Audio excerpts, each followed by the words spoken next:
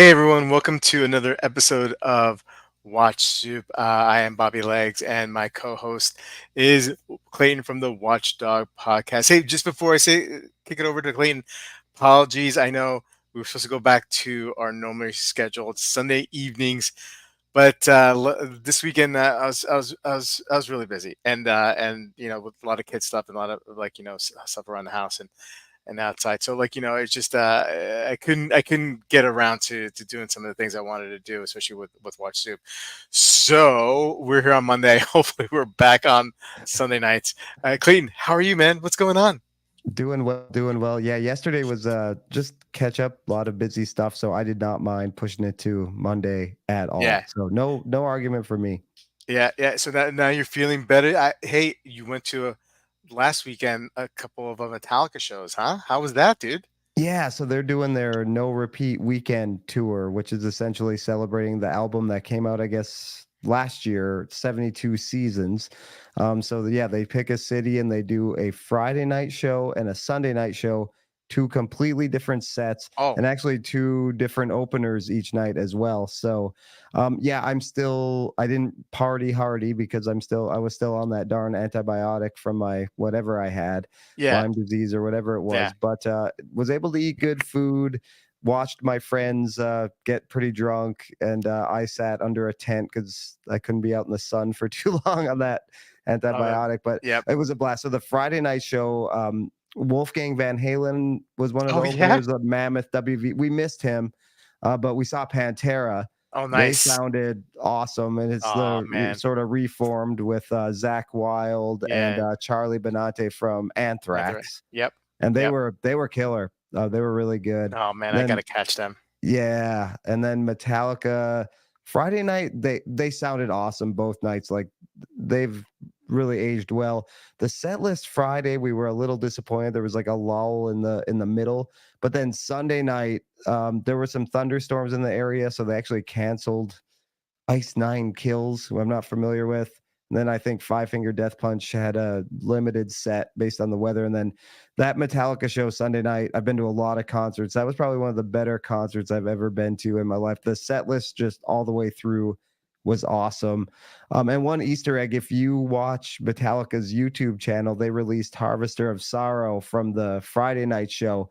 And yours truly makes an appearance at the very end of the video. Three bald Oh guys sitting, clapping. I'm the one in yes. the bald guy in the middle. So yeah, check it Send me the out. link. You Yeah, I guys send me will. the link. I will. Ice Nine Kills, is that the band so I think that might be one of the bands that Richard Christie on the Howard Stern show, like he Oh, I he don't was know. one of the original drummers for. Hmm. Anyway, like I remember, I vaguely remember a story where they had Mike Piazza came on like Howard Stern,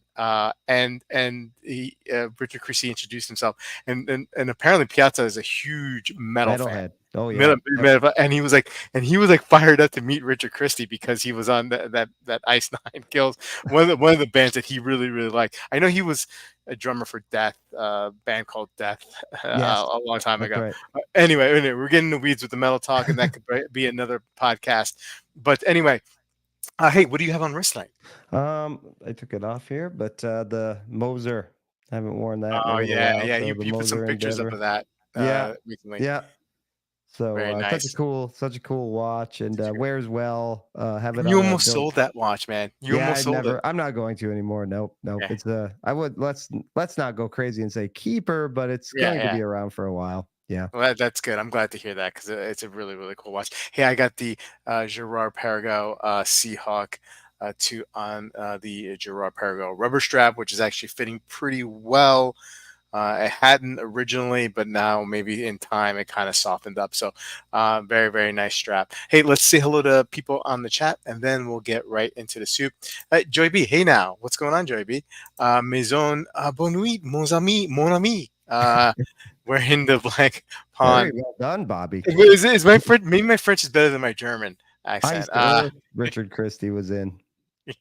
What was that? Iced Earth. Richard Christie. That's Ice right. Earth. Okay, Ice Isn't that Earth. what the Maybe it guy was who something was in nice. the Capitol that actually got like arrested for storming the Capitol? What the heck was his name? He wasn't. Isn't he the guy from Iced Earth?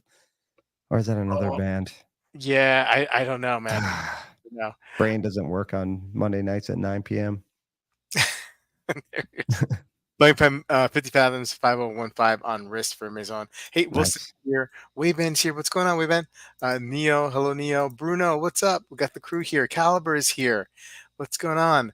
Um, Ashley, what's going on? Richard Christie was on ice. Okay. Yeah. That's I knew it was some iced band, but so it wasn't the band that he's okay.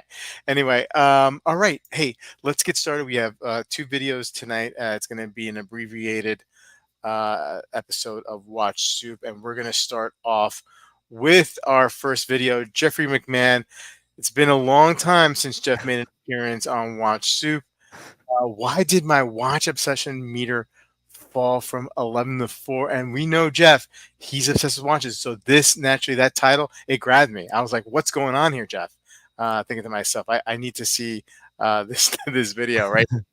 So the video is titled "Why Did My Watch Obsession Meter Fall from an 11 to 4?"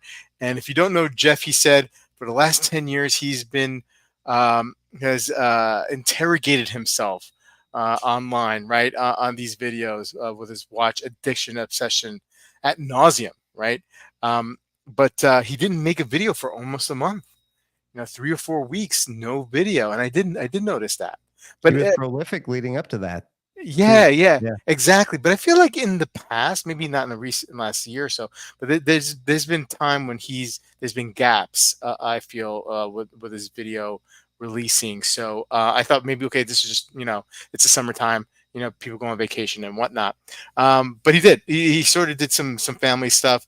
Um, his watch obsession went from an 11 to 4. Why? Well, life happened, he said. So he went to Cabo, right? Then his family, not him, but his wife and daughters went to Chicago and they came back and they got COVID. And so he was spending his time nursing them back to health. He had his house fumigated, termites, right? So he went up to a friend's house and and he had some great spring water. He was talking about the best water he ever Yes. drank, Tap water. tap water, right? And then he almost died. I think driving back home, they drove through this horrendous rainstorm, and he had mentioned that his wipers were the fastest he'd ever had him on. I mean, like Right. I guess. I mean, I've used the max on my wipers a lot of times. I guess maybe out in Cali, the rainstorms where he is not as You ever as have to pull intense. over during a crazy Oh yeah. rainstorm? Yeah. Oh man, I have to tell you, a couple months ago, maybe one of the last few weeks of school, so maybe sometime in late May, I dropped the kids off, and I was coming home through driving through some farm area, right, and it was so bad. It was so bad. Um, the wind was so bad, the rain was coming down so bad. Like I thought like I was in like a tornado was coming. Like the Hmm. car was. Now I have a Tesla Model Y. Those are really heavy cars, right? They're like at least I think somewhere between 4,000 and 5,000 pounds, right? Oh Because of wow. all the batteries, and it's like weighted at the base because that's where the batteries are. So a good center of gravity, right? So they they they always pass or they always get high marks for safety because they don't tip over as easily. But that car was like shaking and shaking, and it was crazy. So if if you have to pull over, it's bad, right? I Yeah. mean, Right. it's bad.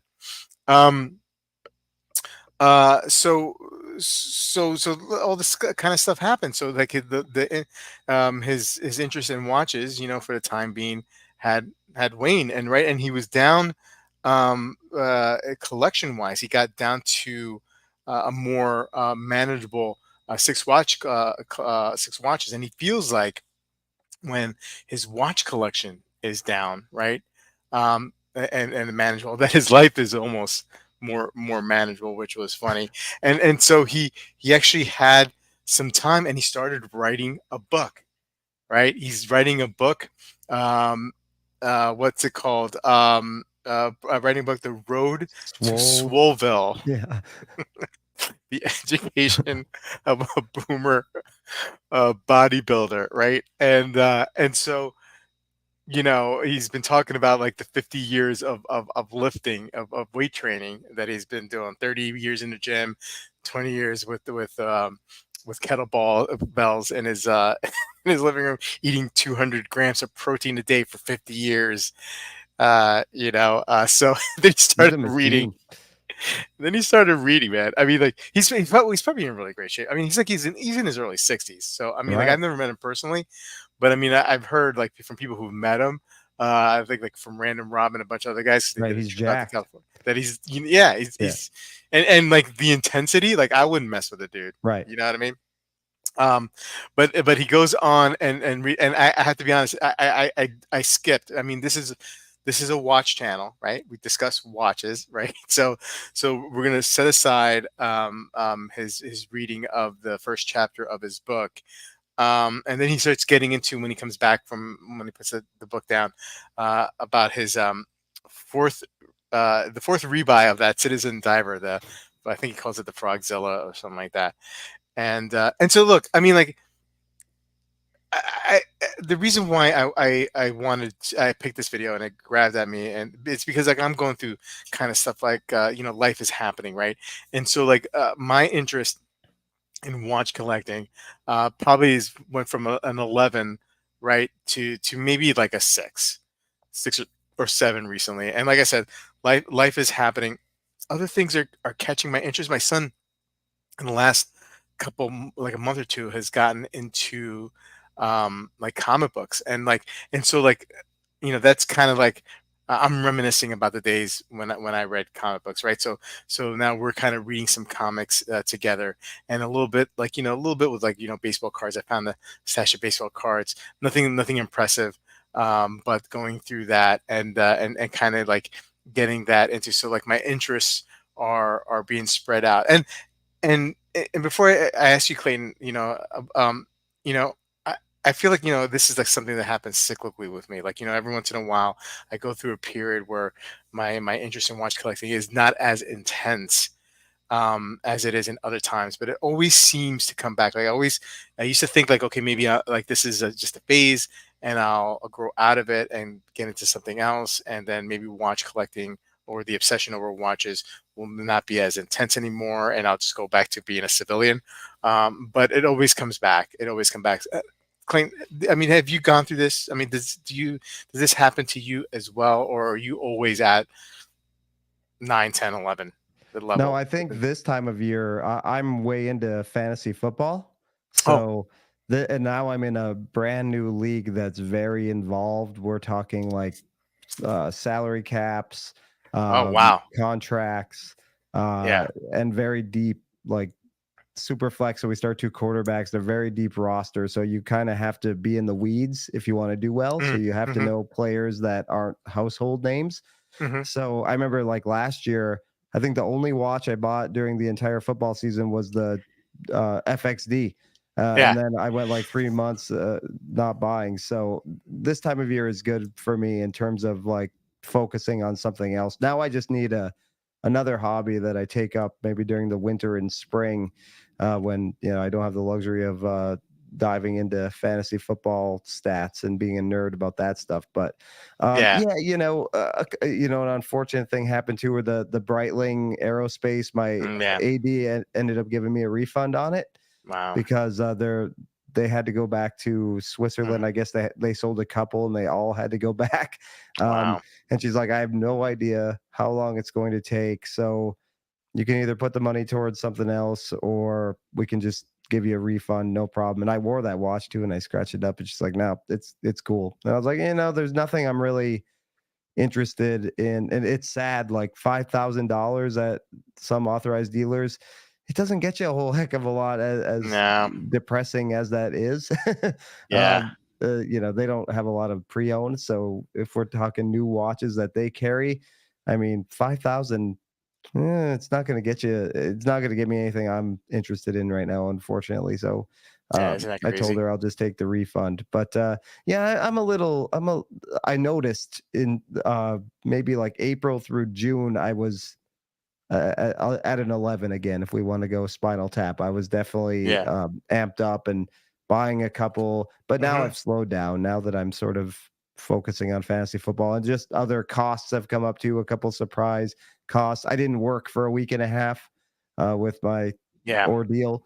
So, that if I don't work, I'm a one man operation. If I don't work, I don't get paid. So, Yeah. Yeah. Of course. all that kind of stuff. So, Yeah. yeah, I guess the buying will probably slow down a little bit now. Now, will it cease? No, I mean, stuff always comes up. I'm still always looking online, Hmm. and let's face it, it's usually around an 11 always, but Yeah. fantasy football will definitely take some attention away from it, I think. Yeah. Hey, KRJ. Thanks for joining us this evening. Yeah, and I find, I'm kind of like at a six right now, and so like I'm kind of like trimming the collection a little bit now. So I figured that it was a good time to do that. I did sell a couple of watches, but it's kind of like it's going to like pay off some bills and maybe Right. buy some other things that I'm interested in it as well. And I'm sure it'll get back into full throttle like closer to the holidays, right? Especially like Black Friday, Right. and it always seems like eBay around that time does a 10% off deal, so I'm sure it comes back. I know myself now. I know that it will come back. It's just I'm just going through a phase, and similar to what Jeff was going through. Now I'm not going to be writing a book about anything else, but I definitely have some. There's definitely some identification there. All right. So I think if that's it for that, we'll jump on to our next video of the evening, and that is from This Watch, That Watch 10 Problems Watch Brands Need to Fix. Take it away, Clayton. Yes. So we love this guy, but his videos Yeah. are very in depth. Thankfully, this one was a little shorter. I Yeah. skipped, so there are 10 problems he lists. I skipped a few of them. Hmm. So I think so I don't talk on and on for 10 minutes. We're going to just split them up and discuss each Yeah. one after I talk about it. Okay. I think that'll, you don't want to hear me talk Sounds. straight for 10 minutes because it might go that long otherwise. So, yes, 10 problems watch brands need to fix. He starts saying, don't you wish watch manufacturers would do better? Don't you just wish they Mm, would, when it comes to quality, pricing, features? So, here are Mike's 10 things, 10 brand specific things that could be done to make these watches and these brands better, right? He's going to Monday morning quarterback this thing and backseat CEO all at the same time. These things need to be fixed. And he starts with Tudor mm, quality standards. He said Tudor is kind of associated with the current zeitgeist right now. They are, when it comes to YouTube and hype, Tudor is kind of the king at the moment. mm, They're great watches. He does not think they will remain the great value brand they are mm, right now. He thinks they're eventually going to raise prices. If they do that, though, he says the quality standards definitely need to improve. He talked about the date wheel on the GMT. We mhm, all know that they mhm, got locked up. He says on some models the bracelets don't quite match up with the case. The bezels have play. He said you could test 3 different FXDs and they'll all have different variations of play in the bezel. Loom pips are not aligned. He didn't talk about this, but I've seen this on Tudor Facebook groups. The loom plots actually falling out of the mhm, standard Pelagos on the bezel. He said their bar for good enough is too lenient, right? mhm. If they are going to raise these prices, they have to do better with their quality control standards. You and I have both owned a lot of Tudors. Have you had quality control issues with any of Mm, yours? no, fortunately, I mean, I've heard people having some issues, like alignment with the bezel and the pip and whatnot. I have not. There's been a couple times when I thought uh, the one of my they're all black base, but maybe my first one, I think it was the first one, where I thought the alignment was off, but it wasn't. It was Right. just like I caught it at a different angle, and it has that box sapphire crystal, so there was a little It's more of hard to a tell. It's distorted. yeah, Yeah. yeah. But other than that, I've had no complaints. Me neither. Yeah. I've talked about it. I think the based on versus the Omegas I've owned, I think the Tudors have been pretty solid. The movements are always Mm, dead on. I mean, mhm. my FXD Yeah. runs better than my Air King Yeah. by a smidge, but that's like a high accuracy quartz, that Yeah. FXD. Runs great. I will say on the FXD, if I were to look at it with a loop, I think I would see like uneven loom application on the indices. Hmm. You can even see it with the naked eye a little bit, maybe a little sloppy, doesn't bother me. Yeah, But I would also be hesitant to look at it with a loop because then it might bother me and I just yeah, don't want to go there. But yeah, other than that, I've always had great quality control luck with them.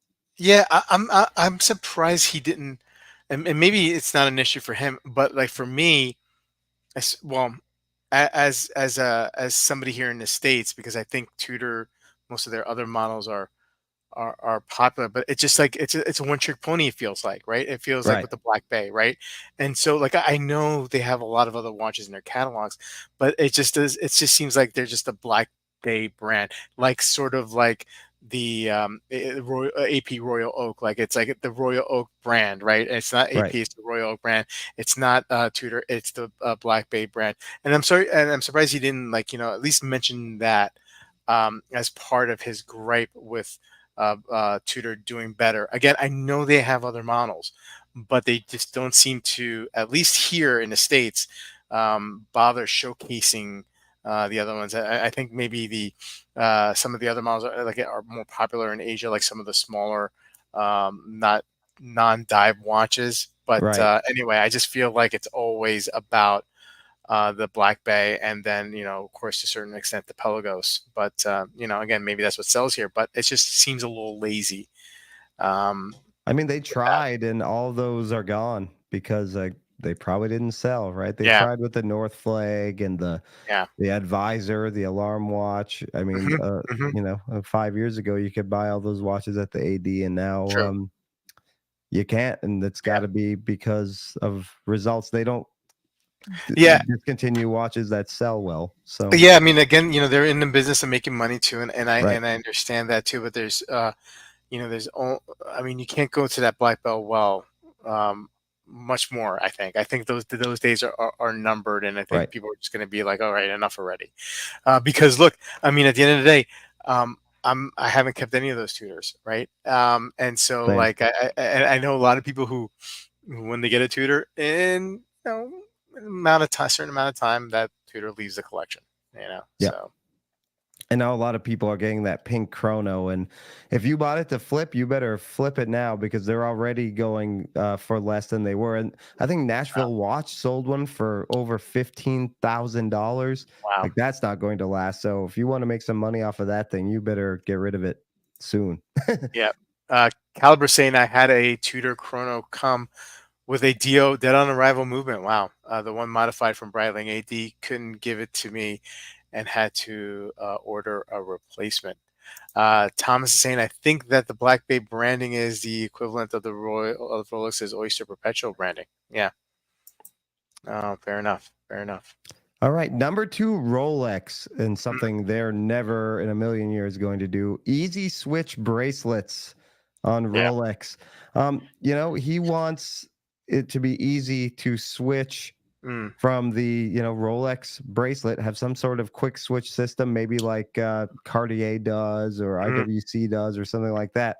So he can put a strap or a NATO on a Rolex. I think a puppy dies every time somebody wears a Rolex on a NATO. Personally, yeah. that's my Yeah. line, not his. But yeah, he loves NATO. So this will never happen in a million years. They Mm, want you to wear their watches on the bracelet. That's why they're so darn hard. I think you've yeah. done it. Yeah. You've taken a bracelet off and Yeah. tried to put a rubber strap on. It's Yep. not easy. The Nope. tolerances are very tight. Um, you bring Even it the to an tutors are authorized dealer. Yeah, I did tutors are on pretty my. tight too. Yeah, tutors are also very tight. Yep. Yeah. I always people complain about that being a problem. I always took that as like a sign of good quality, but Mm, maybe hmm not. hmm I mean, some spring Yeah. bar tips won't even fit i- Yeah. in there to take I your know. Rolex bracelet off. So I you can know. do some real damage. Yeah. I remember actually on my Explorer 1, I was still a novice with removing, and I accidentally uh, the bracelet when I took it off came up top, and so it like scratched the lug on top Oh. a little bit instead of Yeah. on the back where you prefer the lug scratches to be. Yeah. Yeah. So yeah, that was So now whenever I change a bracelet or a strap on any watch, I always do my best to make sure it comes off through the back, not go up front Absolutely. to scratch. But Yeah. Rolex will never do this, huh? No, Yeah. This one doesn't bother me so much. no. Like They're so good. The bracelets are so good. yeah, exactly. Exactly. I mean, the only reason why I wanted to change the bracelet out and put the rubber was just to lower the profile a little bit, meaning like, not so obvious that I'm wearing a Rolex, Right. and so I like the way that the rubber. I mean, like, look, I mean, would they? I wouldn't, but I wouldn't say they'll never do it. They'll probably I could see them picking like a model like the Yacht Master, right? And then maybe do that something like that where you can switch out or do a quick release with a bracelet and a rubber, a model that is not as historic or iconic Right. or as popular. I could Make it see them like integrated like Maison is kind of saying. yeah, Quick release yeah. system and tie owners into their own bracelets and straps. Yep. Yeah. So it'd be like a Rolex, like Oyster Flex strap, rubber strap, and then you put it or the bracelet. I could see them, maybe 20 years from now doing something like that. So I would never say Right. never, but again, this is not really that big of an issue for me. Right. Me neither. I don't usually take Rolex off anymore. I was Mm. kind of scared after doing it on the Explorer, so I haven't done it on the Air King. I flirted with maybe getting a green rubber bee or something for the Air I King I for the was summer, but I I was never thinking did. about doing that too when I Yeah. had the Air King. Yeah. Yeah. That'd be cool. But all right, number 3, Omega specifications. He hates the way Omega is run as a business. He thinks they are underperforming. Swatch Group stocks are at an all-time low, so the Mm, market thinks they run poorly as well. I think Omega's having a rough time too. I mm, saw an mm, article a while back; they're down as well. Um, he thinks they could do better bracelets, but that's not what he wants them to improve. It's their movement specifications. The 8800 movement and the 8900 movement are perceived to be great movements, but they have low power reserves. They're not matching even what Tudor's doing in the 70-hour range. They're in like the, I don't know what he said, 50 or 60 hours right yeah. now. And the thickness, they make the watches that they are cased in way too thick. He thinks Mm, the Aquaterra should be, a 12 millimeter watch. mm, So, mm, he thinks 72-hour power reserve should be standard on Omega watches. They've gotten a little lazy, a little complacent, and also just get that thinness where the rest of their competitors are. That's a major complaint with mm, Omega watches, right? yeah. They're too big, they're too thick. A lot of the Speedmaster racings are 44 millimeter. That's big for a chronograph. Yeah. Um, and then he talked about the spy rate technology that sort of has come and gone, and little fanfare about it. It's only on that one watch, and you never hear Mm, anything about that watch or see any of them either. So yeah. I think Omega could. I think that it's a brand I don't love. I want to love, Yeah. but I agree with him. I think I don't know what they're doing half the time. I kind of hate what they're doing. And now the pricing is so crazy.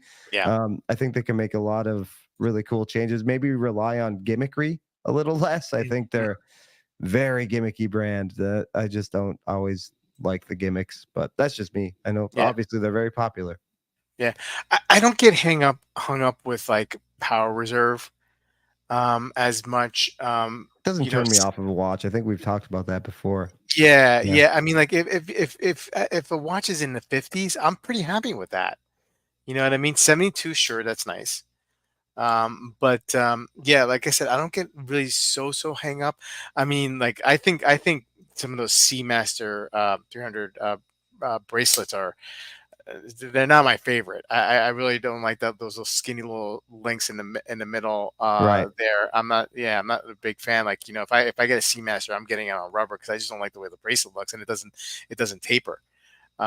So for me, that's more of a bigger deal than power reserve, and yeah, I mean, I think I agree with him that the Aquaterra should be a little bit thinner. That's a sea land watch. It's not like a diver per se. It doesn't have the diving bezel. It doesn't need to be that thick as it is Right. for sure. But I mean, like they have a lot of options in their catalog, right? So we're talking about the Speedmaster Racing being a big watch at 44, but Speedmasters are what, like 42, and Yeah. they can, and because of the shorter look, like they can fit a lot of wrists, Right. and I never thought of them as They're pretty being very thin very too. thick. Yeah, I never thought of them as Yeah. being thick watches. Yeah. So yeah, I mean, I think we're nitpicking here with Omega. All Aquaterra for valid. sure could be for the style of watch it is. It could Yeah, be streamlined a little bit. yeah, yeah. It could be streamlined a little bit, but I mean, for me, it's not going to stop me from buying an Omega. Right. You know, but I mean, like I get it. Well, why some people who are more fanatical with the brand want to see these kind of improvements. I totally get that. And that may be true about the coaxial movement. I'm not sure. I'm sure that's why. They're so thick. Breitling, we'll go over this real quick. He wants simplification with the dials. The dials are too busy. The Navitimer gets It's a a pass. pass. It's Yeah, an icon. It has a slide rule on it, so that's purpose driven. But the Endurance Pro, however, not so much. His friend joked that it was designed by 8-year-old boys. it's funny. Needs a compass. Needs big numbers. Needs Yeah, this. Needs that. Way too much. I actually owned that watch for a while and quite liked it, but I can yeah, understand it. There's a lot going on there too. He just thinks overall their dial features need toning down. He mentioned the Avenger as well. Yeah, I think that goes for a lot of brands, but that might be one of Breitling's issues. yeah. I mean, look, I don't think I think I disagree with him, and I Yeah, disagree with you. I mean, look at I like the okay. Endurance Pro, so Yeah, yeah, I I'm with like. I you. mean, it's almost like it's part of their signature to have like really Right. crazy dials. Look, for example, look at remember when I don't know if they still have it in their catalog when they came out with the Navitimer, the non-chrono like Navitimer, right? Yes. It was just like that, and that was pretty simple, and like forget about that it was called a Navitimer, but that there was nothing special about that Right. watch. Right. Do No, you I know what I agree. mean? I think Breitling, that's their trademark. I think you would take away their DNA. Yeah, yeah. Yeah. So give me all the stuff. I expect Right. that out of Breitling, and I expect like the slanted links on the bracelet for some of those Yep. watches. You know what I mean? Like, give me that stuff. I don't I want. like that. I love that crazy new BSO with the wacky Yeah, design and yeah, that. yeah. Exactly, exactly. Like I mean, like the super oceans with that very okay. I mean, it's all right. You know what I mean? But just give me something. Give me a crazy chrono. I'll take it all day I'm from a little Breitling. down on them over that aero. I really wanted that Oh, I aerospace to understand be in that my for sure. collection. I'm Yeah, disappointed in that. But hey, AD is awesome for giving me a refund on a watch I bought in May. She just gave it to me. I just yeah. went through today, so it's pretty awesome. Based on saying Breitling do have more subtle options and Right. things like the Premier Collection. Yeah, Yeah, uh, you can get a it's subtle Breitling if you want one. absolutely. Ken's here, checking in from Pittsburgh. Maison saying also that Omega generally do provide a lot of size options for various models, which is true. Yep. For example, the Aquaterra for sure. Um, okay, yeah, Um, Breitling, keep doing your thing. yeah, keep being you, Breitling. Uh, Yeah, and we'll go over this one real quick. 5 AP. Um, it's uncompelling to him to have endless versions of the Royal Oak and mhm, sort of like we talked about with the yep, Black Bay, just yep, known as the Royal Oak brand. yep. He's also not too crazy about their reliance on pop culture with the whole like Marvel Yeah, watches I'm with him on and that. all that kind of stuff. And then the Nico Association, we all Yeah, know who Nico is, and yeah, he said it does nothing to move a new audience to AP. It's all Nico's audience is sort of that loud, brash audience that already kind of likes their watches. yeah, So he just wants them to be a little more edgy and interesting. We've talked about this before. mhm, yeah. My wife has actually started, I think, probably from being associated by me and like her phone hearing me talk about watches all the time, she is starting to get all of these Instagram posts about watches now, and Yeah, my wife. she keeps sending me Royal Oaks. Like, if you want me to buy an AP, I can totally get behind that if I have your blessing. And she's like, no, I just like them. Like, Yeah, so I yeah, don't know what that means. She sends me mixed signals, sends me yeah, pictures of all these AP Royal Oaks, but then if I asked her to if I could buy one, she would just laugh in my face. yeah, yeah, So yeah, yeah. I The skipped seed is planted, though. The seed is right, planted. right, right? look at it that way. How do you agree with that, right? You've Yeah, been yeah, yeah, vocal about that. Yeah. yeah. I skipped Manta was number 6. I skipped Yeah. that one. Breguet. Mm, He thinks Swatch Group has forgotten they own Breguet, right? It's a absolutely. dying brand. Yep. No attention or hype at Mm, all. There's no mm, media attention, no hype.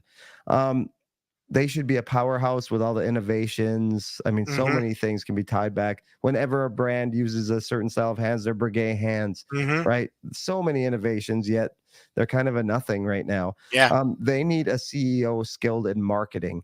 Mhm. They need somebody who has that marketing mindset. And instead, their CEO is more of a watchmaker. Yeah. He's more focused on product and quality, but he needs a little pizzazz. They need a little pizzazz, or else, Mhm. unfortunately, they just might go the way of the dodo bird. Yeah, I mean, if this is the one um, problem that brands need to fix that I got behind the most. He's absolutely right.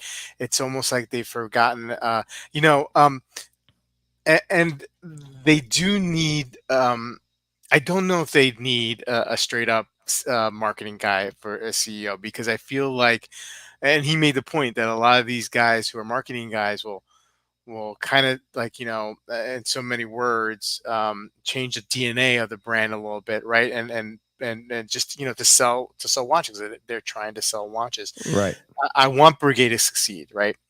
But how do they succeed without changing what they are? And I don't want them. I don't want them to change. I don't want them to do like an OP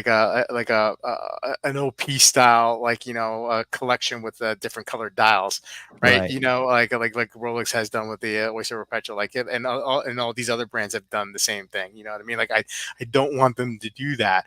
I think if they're gonna try to and they've had tried to do some innovating and changing things up a bit with the type 20 type 21s hmm, chronos, and I think that's where it needs to happen, but in a better way, right? I mean, because a lot of my watch collector friends who love Breguet, that's where it's kind of lacking, that part of the brand, and the fact that they don't really have like a true diver, even though the Breguet Marine is kind of like a dive watch, but it's not your right. traditional, right, with the diving bezel and whatnot.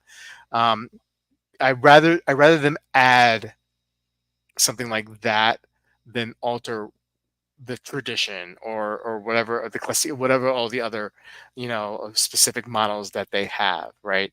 But I just don't know how they do it. I don't know how they do it. I don't know how they resuscitate the brand. I just hope they just keep it on life support at least and not let it go away. Hopefully the sales from the other brands like Omega and Longines and all the other ones, like can pick up the slack somehow. Right. Because it would be a very sad day if Breguet ceases to exist. I think there's a limited audience for their styling. Hmm. I've said it before, True. they kinda look like a grandfather clock. I mean, just not Hmm.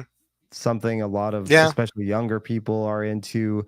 It's not something, even if you put marketing behind that, a lot of people are going to be like, "Whoa, I need one of Hmm. those," especially like younger people with money. They're gonna, gravitate towards other things like Rolex Yeah. and Patek and AP. So yeah, it might be a tough sell. It's somebody Mhm. who appreciates the styling, appreciates the tech and the history and Yep. all of that. Yeah, I was going to say like Norcane is sort of has a marketing guy. They have there now, and I think all of their watches look like Hublots now. Yeah. So Yeah. you don't Yeah. necessarily want to go that route. I mean, Yeah. he's obviously Yeah. a legend in the industry, but I just saw something about that new like wild thing or whatever it's called. Hmm. It looks like an Hublot. I don't know that I've never been that into that brand anyway, but it seems like they've gone in a certain direction because they have a big name associated with them now who has history with Hublot. But Yeah. maybe it's just me. Number 8, pricing structure. IWC is the brand that gets the prices are too high argument, Mm-hmm. and I condensed this one a little bit. Obviously, no CEO in his right mind is going to lower prices, right? You want to Hmm. maximize profit, and most raise their prices. Um, but he thinks they could benefit from some lower prices though, and then he uses some examples. Tudor, the BB41 is about $4,400. If you want the Chrono, the BB Chrono, it's $5,200. So only Mhm, $800 more. Not much of mhm, a premium, and I think most people could say, yeah, okay, I mhm, can pay $800 extra for a chronograph. It's obviously a more advanced movement, and yeah, it's worth the upgrade, right? More features than just mhm, a dive watch, so that's fine. IWC, the Mark 20 is 6150. Nice watch, mhm, simple pilot's watch. If you want the chrono sort of version of that, it's almost 9 grand. So we're talking upwards of $3,000 yeah, increase. He doesn't think consumers understand the jump. He thinks if they price that even at like 7,500, a lot more of those would yeah, sell, right? He yeah, just doesn't think the price gap is reasonable, and it doesn't make any sense. Yeah, just what I said. Each price jump needs to be reasonable. He just doesn't think that's always the case with IWC, and then he cites the Morgan Stanley report. The average sale price of an IWC is $6,000 to $7,000. So this suggests that people aren't taking the jump to more expensive models. They're sort of playing in that entry level mhm, IWC. So mhm, he just thinks the delta shouldn't be so high and they should yeah, come down. I tend to agree with them. yeah, yeah, Yeah. and aside from the price jump from a three-hander to a chrono, like that discrepancy, that huge difference. There's some models that are just like I mean, like the new Ingenieurs are just like Oh yeah. they're so 12 grand expensive. Easily, I think they're a little bit more, right? more. I mean, Yeah. so it's like, wow, that's really interesting. That's really high, right? I mean, for that watch, right? Especially when you have some other competitors on now. I know like the Laureato is priced around that same, but you can get that discounted, right? I mean, there's Right. and I don't think IWC's I don't think they're discounting those entrepreneurs right now. And they're only at So boutiques, I yeah, yeah, believe. yeah, So you right, can't even right. get them everywhere. You have to jump through Y- some hoops to even get Yeah, one. yeah, yeah. So yeah, I mean the pricing structure is like I mean I think the early 2020s because of what was going on and there was so much money in the system that brands just got this like idea that they can raise prices and even higher than what inflation is, Right. and now it's kind of I think starting to bite them. It's starting to bite them. Yeah. You really limit the audience to wealthy people who are not affected by economic downturns, and then Hmm. that means just less of an audience, I guess. Maybe, I don't know, maybe that's what they're going for. There is this push towards exclusivity with, Yeah, that too.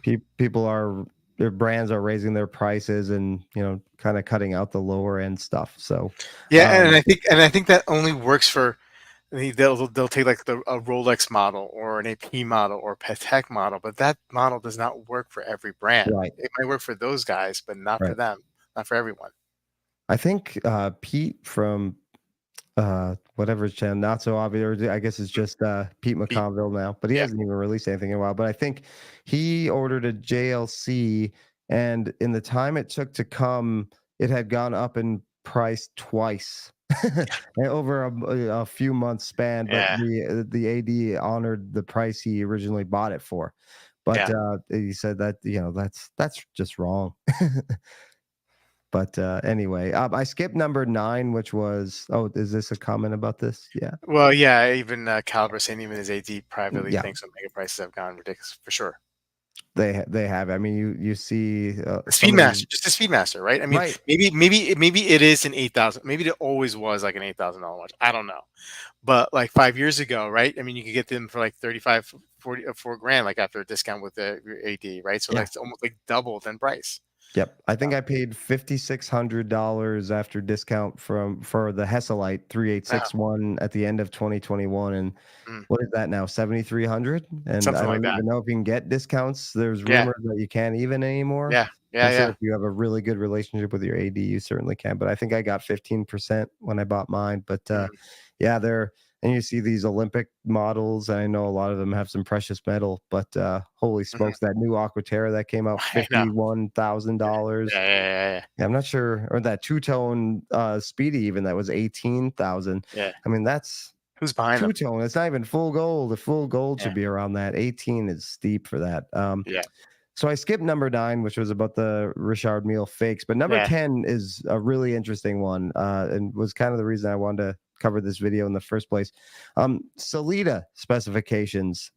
Salida has become the de facto movement supplier to many, sort of entry level luxury brands, right? Since ETA stopped Hmm. outsourcing outside of Swatch Group. Um, SW200 is in a million zillion watches. It's a solid movement, but much like Omega's specifications, he says it's time that they up their offerings, right? I think they max out at 50. He's very on power reserve. I think that means a lot to him. He mentioned it in several of these. Yep. Again, not for me so much, but definitely for Mike here. They max out at 50 hours. The power reserve is not bad, but it's unremarkable.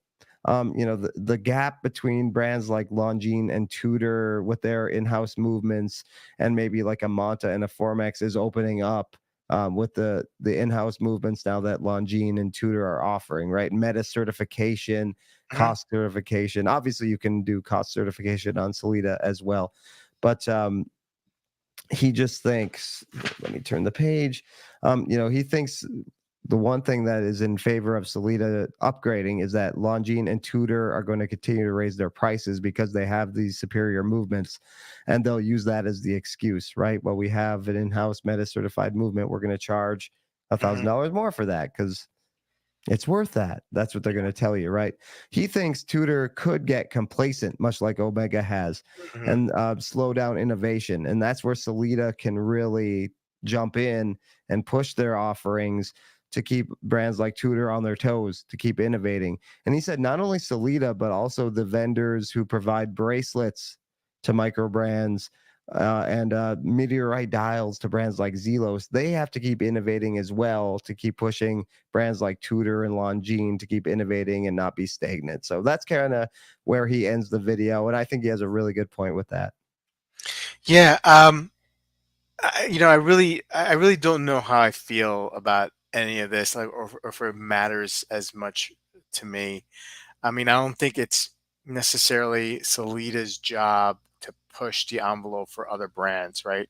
And so, um, I think, But yeah, I people mean, stay away from Formex because of the movement. I think um, they'll because just of the take the Solida jump 200, because of the to 200. yeah, they'll just take Yeah, the jump to even though they are cost certified. yeah, But well, yeah, why not? Why wouldn't I just buy a Tudor for like a grand more? yeah, yeah. So even Fair, though fair Formex is enough. an awesome brand, it has great. So I don't know again if that's Solida's job to do or not, but Yeah. maybe for them to remain attractive to Hmm. these brands, the Yeah. Montas of the world and the Yeah. Formexes of the world, they they may have to do something innovative to be the choice. Maybe somebody else will come along with a movement that they switch to because it's more innovative. Well, well, Does have that, the well, 70 hours of power reserve. well, that's a good point, and that's where I think where I'm gonna go to next. Solita should not be worried about Longines and Tudor making better movements.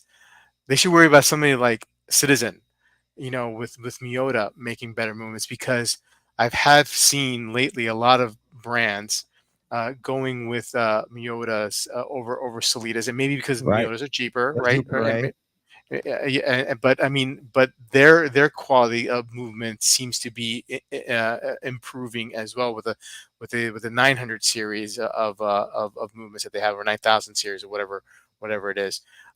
So that's who I think Salida should be worried about more. Right. Anyway, like, I just, I don't know. I mean, like, I guess I don't know, fully grasp that part of the business. How much capital would they need to put into more and more innovation? Does it make sense for them? They seem to have a healthy um, um, base of customers, right? So it's not just like the brands like um, the micro brands, right? It's brands like Damasco. Damasco, I mean, they use Solita movements. They don't on some of their movements. I mean, they do the in-house. They were using ETA, but now they can't use ETA. So some of these other brands, like, Zen uses Solita movements in some of their watches. So I don't know. I don't know, like, if maybe at this point it's not worth it for them. Maybe they are in the process. I just this one goes over my head a little bit. Right. I have to be honest with you. I don't know how important it is to me as something that needs to be fixed. You It is know. so funny, and I think you've said this before. When you're listening to him say it, it's so convincing. Well, he's But got the then English accent, right? I right, mean, right, right. But yeah, when we talk about it, it's like, oh yeah, maybe he was off on this, and I think he's even said like, yeah, what I say is not gospel. It's just yeah. yeah, No, no, but the way he says it is so matter of factly that makes you kind of believe it.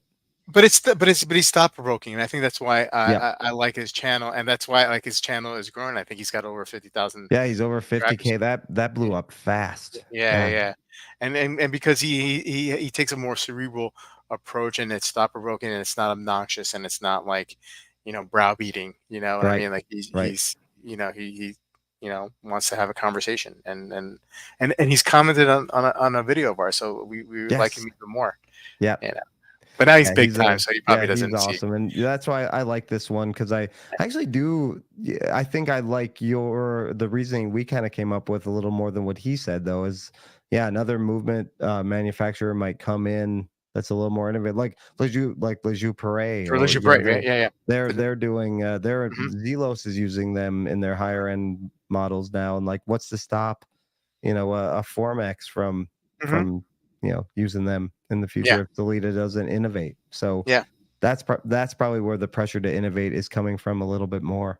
yeah, So yeah. yeah, Well, but awesome. Hey, Formex man. has their own manufacturer for bracelets. I think their dad, the dad owns a company that Yeah, manufactures bracelets for a lot of high end brands. So Formex is benefits from that. So yeah. Look, I mean, I think Formex makes a great watch.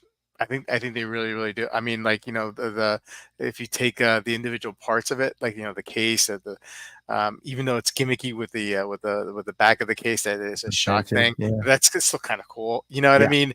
And the quick release stuff with the straps and the bracelets, and the bezel popping off the bezel inserts and taking it. I yeah, mean, that's that's cool. gimmicky, but that's actually kind of cool. Yeah, I really do like it's that. fun. Yeah, it's totally fun. No, no, they got a good product. But hey, listen, great job on breaking down Oh, thank you. Thank as you. usual.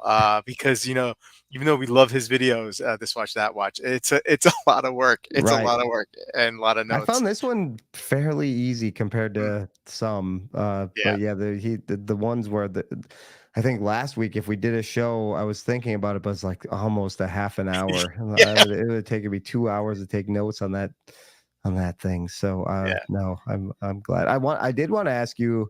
I yeah, know you just released a review, the Atelier when yeah, my buddy has one. I got to check it out. I was really impressed with it. I didn't have much time with it, just yeah. at a meetup. But what'd you think of that watch? Was it You was like that it? same model, the Perception? Yes. Yeah, Yep. yeah. Reception. Uh, Yep.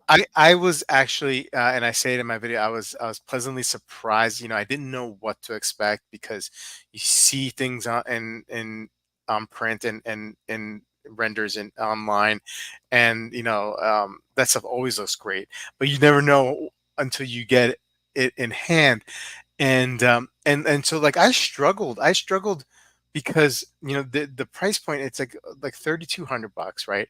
Mm-hmm. um but and I was trying to think of, like, how could I compare this, and I thought of the Jaeger and Benzinger watch that I used to have, and how that watch now is like, at if you buy it new, it's $5,200, so it's a full 2 grand more than that. Now look, I mean, I think the guilloche on that, the Benzinger is was better, but I mean, and it's not because of the pattern. It's just like, I think it's just, like, that guy is just like an all-star, right? Right. But the guilloche was really, really crisp and really well done. And Wayben, I know Wayben has one of these. Um, and so so I was really super impressed, right? Yeah. And the I just what didn't connect for me was that the way it was presented in a sports watch. Like, when I think of guilloche, and this is just my hang up, right?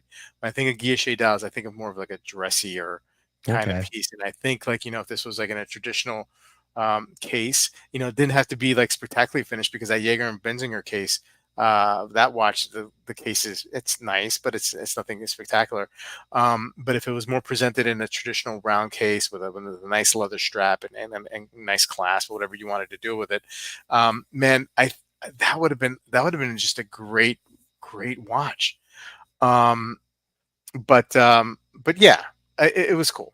It was cool, and like I said, I was impressed, and it exceeded my expectations of it. So See, I kind of like that contrast. you do, yeah, The guilloche on sort of a uh, integrated bracelet sports yeah, watch. I think that's kind of cool. I yeah, like that stuff.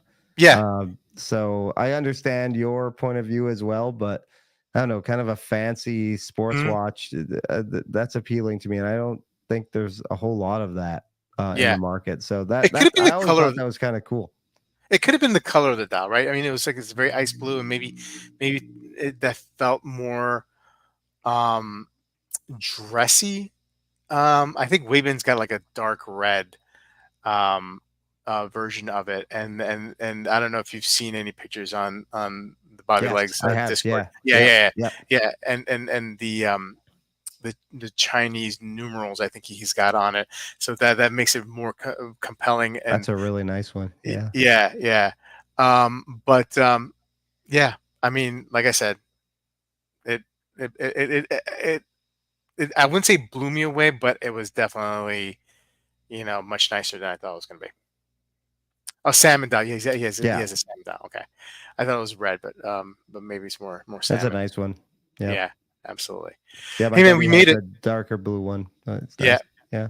we made it, man. We made it. Yeah, we did it. We You almost know, an we could. hour. Pretty Yeah, good. we wouldn't have been able to do another video anyway. It's So this watch, that watch. yeah, He'll always make us get an hour or so. yeah. Well, hey, chat. Thank you so much for watching this evening. Appreciate it. Promise next Sunday. I think we'll do it. Right, Clayton. And I think Anyway, I'm going to start releasing these as podcasts again, but on the Watchdog podcast.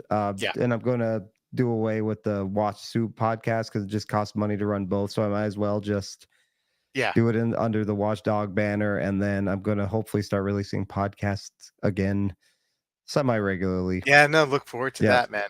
Look So forward to thank you for that. watching, everybody. Yeah, yeah, yeah. Thanks for watching, and guys, we'll see you next Sunday. Have a good night and have a great Good night. week. Take care.